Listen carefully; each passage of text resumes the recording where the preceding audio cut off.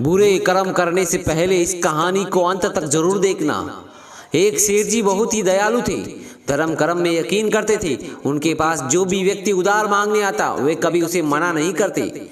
सेठ जी मुनीम को बुलाते और जो उधार मांगने वाला व्यक्ति होता उससे पूछते कि भाई तुम उधार कब लौटाओगे, इस जन्म में या फिर अगले जन्म में।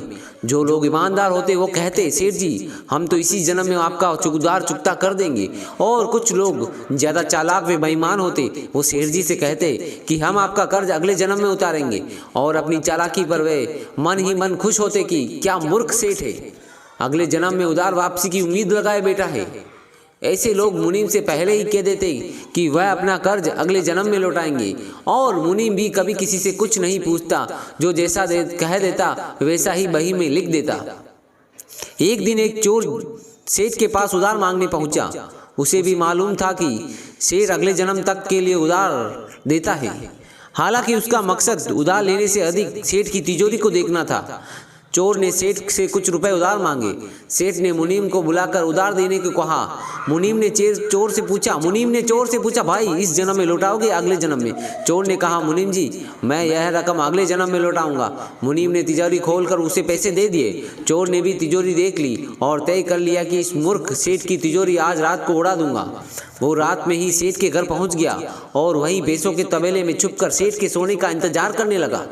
अचानक चोर ने सुना कि भैंसें आपस में बातें कर रही है।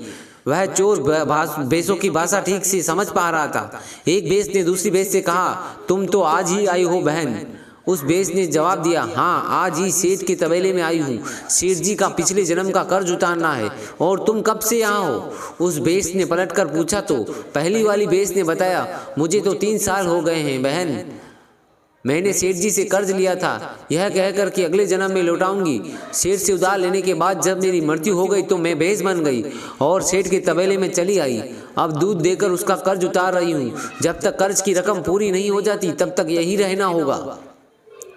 चोर ने जब उन भैंसों की बातें सुनी तो उसके होश उड़ गए और वहां बंदी भैंसों की ओर देखने लगा। वो समझ गया कि उधार चुकाना ही पड़ता है, चाहे इस जन्म में या अगले जन्म में उसे चुकाना ही पड़ेगा। वह उल्टे पांव सेठ के घर की ओर भागा और जो कर्ज सेठ से लिया था उसे फटाफट मुनीम को लौटाकर रजिस्टर से अपना नाम कटवा लिया।